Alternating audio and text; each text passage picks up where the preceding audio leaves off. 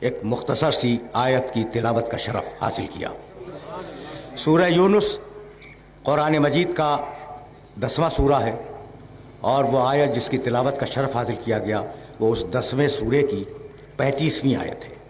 پروردگار نے ارشاد فرمایا افمن یہدی الی الحق احق ان یتبع، یہ بتلاؤ، اللہ کا سوال ہے، یہ بتلاؤ کہ تمہارے سامنے دو قسم کے لوگ ہیں، ایک وہ ہے جو حق کی ہدایت کر رہا ہے، اور دوسرا وہ ہے جو خود محتاج ہدایت ہے۔ تو اب یہ بتلاؤ کہ پیروی اس کی کرو گے جو محتاج ہے یا پیروی اس کی کرو گے جو ہدایت کر رہا ہے؟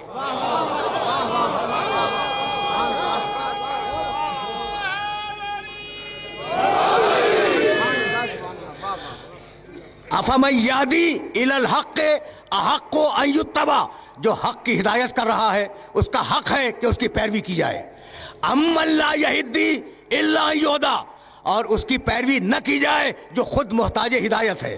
تو اگر تم ہدایت کرنے والے کو چھوڑ کر محتاج ہدایت کی طرف چلے جاؤ تو یہ دنیا کا بدترین فیصلہ ہوگا۔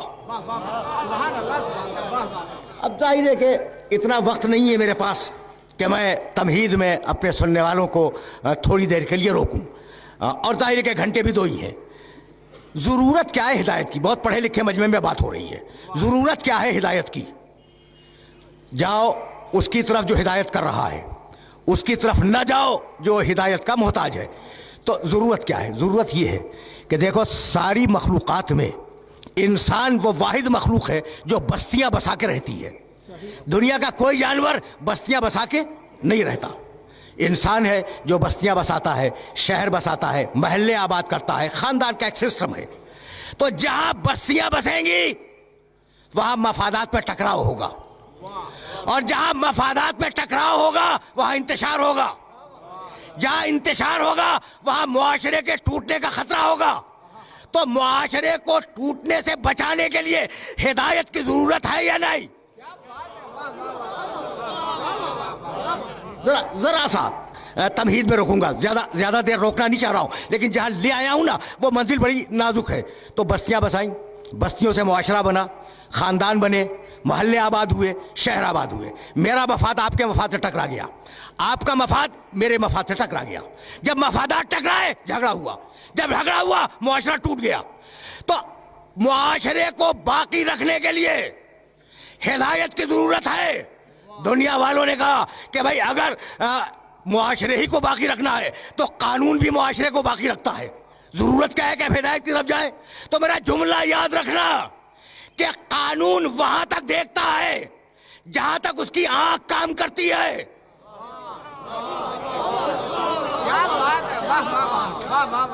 بہت عجیب و غریب مرحلے فکر میں لے آیا ہوں۔ قانون وہاں تک دیکھے گا جہاں تک اس کی نگاہ کام کرے گی۔ اگر کوئی گناہ بند کمرے میں ہو رہا ہے تو قانون اسے چیک نہیں کر سکتا، اگر کوئی بیابانوں میں کام کر رہا ہو تو قانون اسے نہیں دیکھ سکتا، لیکن ہادی وہ جو بند کمرے میں بھی دیکھے، سنسان جنگلوں میں بھی دیکھے، تو کیا اب بھی ہادی کے حاضر نادر ہونے سے انکار کرو گے؟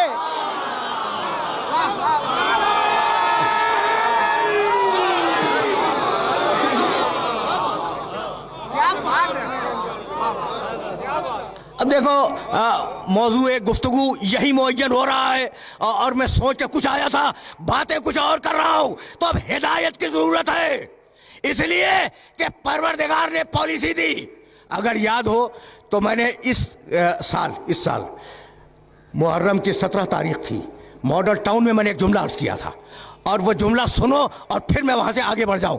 دیکھو، تمہاری خلقت کی غرض کیا ہے؟ بہت پڑھے لکھے ہو اس لیے بات کر رہا ہوں، بہت پڑھے لکھے ہو، تمہاری خلقت کا مقصد کیا ہے؟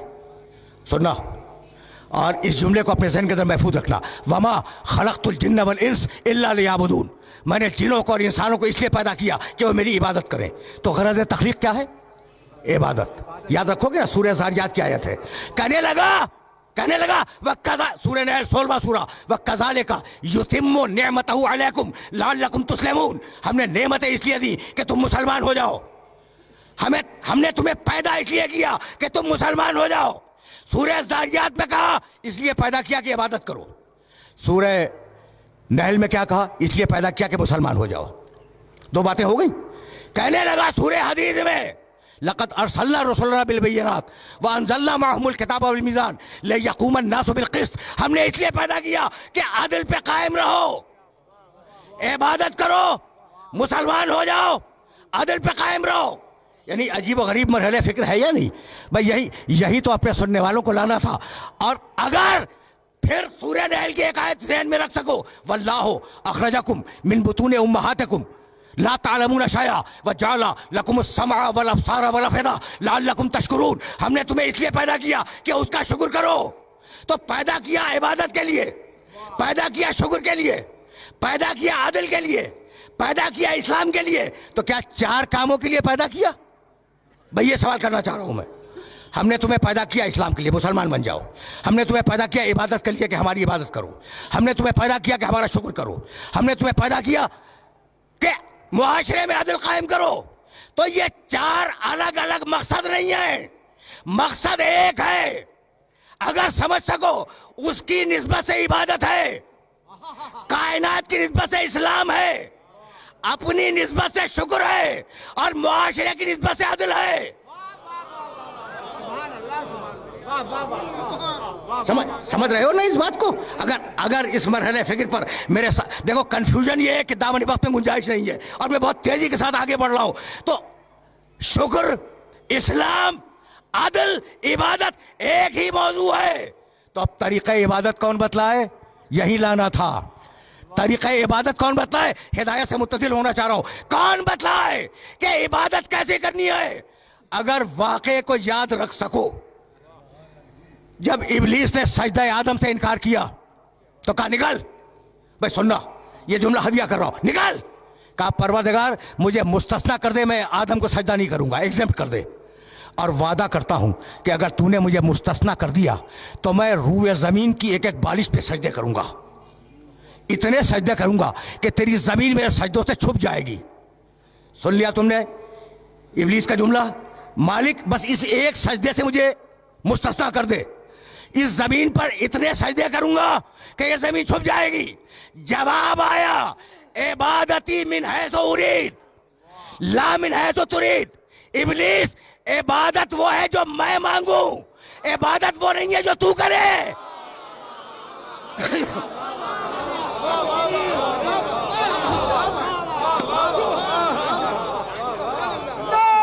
अजीब मरहला फिक्र है, अजीब।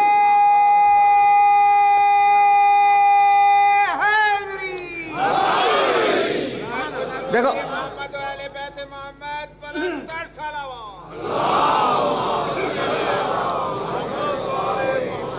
जरा मैं और करीब हो जाऊं।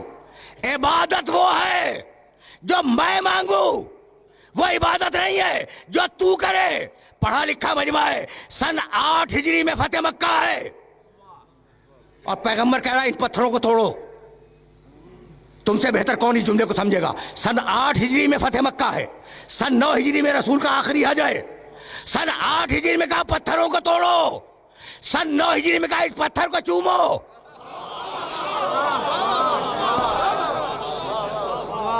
यानी अजीब बात है, हजर असद को चुमवाया या नहीं? सन 9 हिजरी में कहा पत्थर को चूमो, सन 8 हिजरी में कहा पत्थर तोड़ो। भाई अजीब बात है, जिस पत्थर को कहूं तोड़ दो उसे तोड़ दो, जिस पत्थर को कहूं चूमो उसे चूमो। तो जब पत्थर पत्थर बराबर नहीं है तो तुम और मोहम्मद कैसे बराबर हो गए?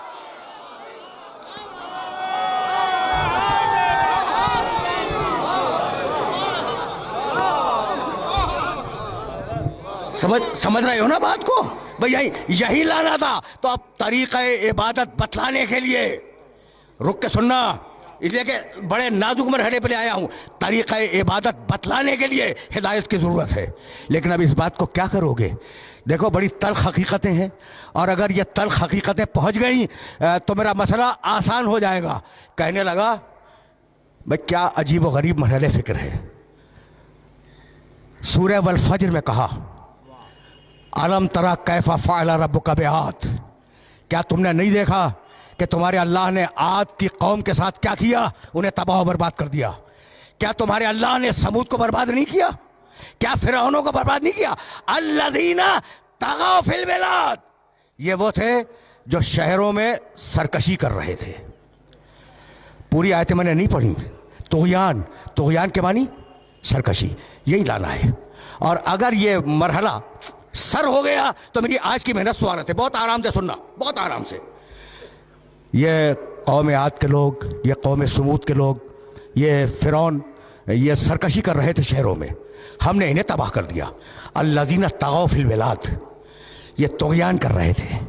ٹھیک، یہ یاد رکھنا. سورہ والفجر. اور اب سورہ والشمس میں کہنے لگا کذبت ثمود بطغواہا، سمود نے طغیان کیا، سرکشی اختیار کی. ان کا رسول چیختا رہا ناقۃ اللہ و سقیاہا. اونٹنی یاد ہے نا حضرت صالح کی جو معجزے کے طور پہ آئی تھی؟ ان کا رسول چیختا رہا، بھائی توجہ رکھنا، چیختا رہا ناقۃ اللہ، یہ ناقہ اللہ کا ہے، یہ اونٹنی اللہ کی ہے. ناقۃ اللہ قرآن میں لکھا ہے، یہ جو معجزے کے طور پہ ناقہ آیا، نام کیا ہے اس کا؟ ناقۃ اللہ. کبھی اللہ نے اس پہ سواری کی؟ نہیں کی نا. کبھی اللہ نے سواری کی؟ نہیں کی. کبھی اللہ نے اس اونٹنی کا دودھ پیا؟ نہیں پیا. تو یہ اللہ کا ناقہ کیسے ہو گیا؟ کہا بھئی ایسے عجائب دکھلائے کہ اللہ نے کہا کہ یہ ناقۃ اللہ ہے. تو ناقۃ اللہ تو سب کی سمجھ میں آ گیا، ید اللہ آج تک کسی کی سمجھ میں نہ آیا.